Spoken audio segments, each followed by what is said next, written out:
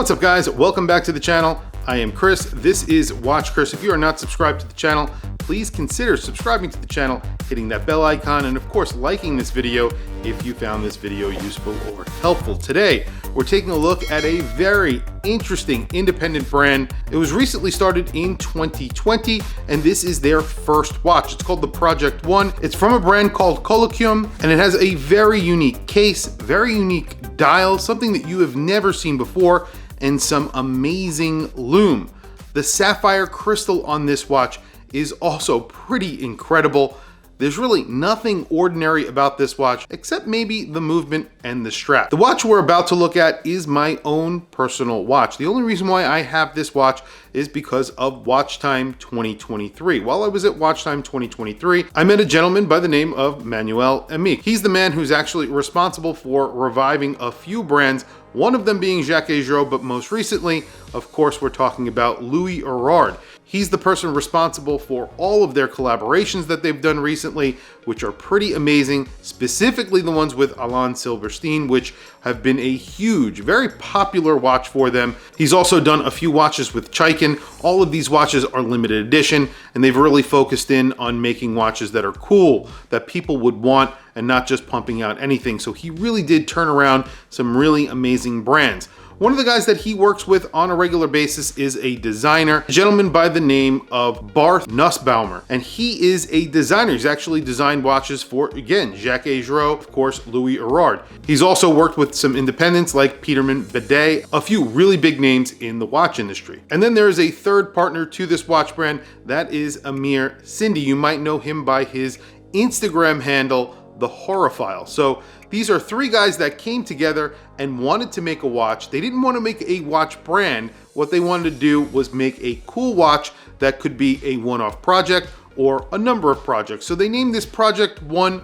They don't know if there's going to be a Project Two, but they do know that they're going to come out with more of these watches. What they did was come out with a family and friends initial offering, and of course now they're going to go into production with these. These were the first batch that came out. There were 99, and I am lucky enough to have been able to purchase one. So I have it here today to show you guys.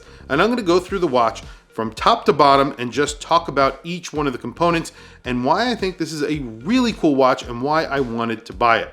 So the first thing that you're going to notice about this watch is the boxed sapphire crystal. And when I mean boxed, this is literally a box of sapphire crystal. It's really awesome. It sits almost 4 millimeters off of the case. It makes it look very modern, very weird, and you can see the dial from the side. The dial is the biggest part of this watch. It's a matte black dial that is set with 468 pins. They're hand applied pins. They're little cylindrical stands basically that sit on the dial at different heights. There's 6 different heights that they send at, and it just basically creates indices that way. So the different heights of those pins create the actual indices, the hour markers. The entire dial is covered with them though, and those are all covered with lume. This specific one has orange lume on the top of each one of those pins, and when it lights up, it sort of looks like a city when you're flying in a plane and you're looking down and you're passing over a city and you see those lights concentrated in one area at different heights. The buildings are different heights. It looks really, really cool. Then you have these skeletonized hands. Those are lumed, and a really cool sort of almost like a clothes hanger. I don't know what you would call it. Seconds hand, that is not lumed. However, since there is basically an entirely lumed dial, you don't need a lumed second hand, so you can actually see the watch is working in the dark. So we've covered the crystal. The dial is amazing. There's really just nothing out there like it. And of course, there is no name on the dial. There's nothing on the dial telling you exactly who made this watch. And then there is the case. Now, the case, if you measure it at that midsection, it's around a 39 millimeter watch. If you measure it at the glass, it's around a 36 millimeter watch. And then there's sort of a step out on the bottom of the case, and that measures in at around 40 millimeters. So you get a really weird crown on here that is sort of their logo. There's a triangle on that crown. It's pretty easy to use. It's a push-pull crown. I think you only get 50 meters of water resistance with this watch. If I'm wrong about that, I will update that in the description section, so definitely check that out if you are worried about the water resistance. The watch here is die cast. This is not a CNC case. This is actually die cast. It's a screwed-in case back. It looks like it's all one piece. A very angular, very weird case. You have a pretty flat case back, and it does wear very close to the wrist. Thickness on this watch, I would say it wears like a 10 millimeter thick watch.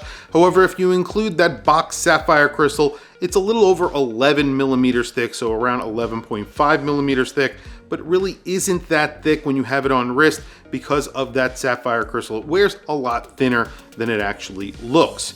The lug to lug is around 47 millimeters and change, and that's really it. That's the case. It's a very odd case. It's a very comfortable case. The strap on this watch is also pretty interesting. Not as interesting as the watch, however, it's just an elastic strap. It's very comfortable and it fits my wrist really well. And finally, that brings me to the movement. What they've used here is a thin movement, the G101 from La Joux, which is essentially a Miyota movement that is made by La Joux in Switzerland. It has bi-directional winding. It's actually a very good looking movement, and I really love these movements making their way into more independent watchmaking. I think this is a great movement. You can't actually see it in this watch anyway. However, it's a great workhorse movement and you get 68 hours of power reserve. Last but not least, and probably the most important thing that we need to talk about in this video is price. The price on this watch was 2,666 Swiss francs. So that comes out to around just under $3,000 here in the United States, which I think is a very good price for a watch that looks as wild as this watch does. However, it wears and feels like a normal everyday watch. You could literally wear this every single day. Now, it will be a little bit harder to get a very accurate reading on the time, and that's not really the reason why you buy this watch. You buy this watch because it is a little bit crazy. It's a little bit wild. It's almost like a work of art. One of my favorite things about this watch is that when you put it on its side and you are looking at it, you can actually see those pins above the case. So through the side of that sapphire crystal, you could see those pins rising. And when it is loomed up at night, you could see the lume on the tops of those pins. It just looks awesome. Again, it looks like a city skyline. It's something that is very, very interesting. And like I was saying before, when I first saw this watch, it was at Watch Time 2023. It was actually after hours. We were getting drinks and eating, and I actually took a look at the watch that was on his wrist, and I was blown away by the watch. And we got to talking, and obviously, of course, I like Louis Erard and I like all the other brands that he's been involved with. However, this is something really different, something kind of special that I've never seen before. So of course I had to have one, and I'm really lucky to have one. I think they only make 99 of this version. They will be coming out with a new version hopefully soon, and I believe they are going to be taking orders on this pretty soon. So if you are interested in it, definitely go to their website. I'll put a link to their website down below. Check them out and definitely sign up for their newsletter so that you are notified when they actually go live again. Anyway, guys, tell me what you think down in the comments below. This is sort of what I like about independent watchmaking.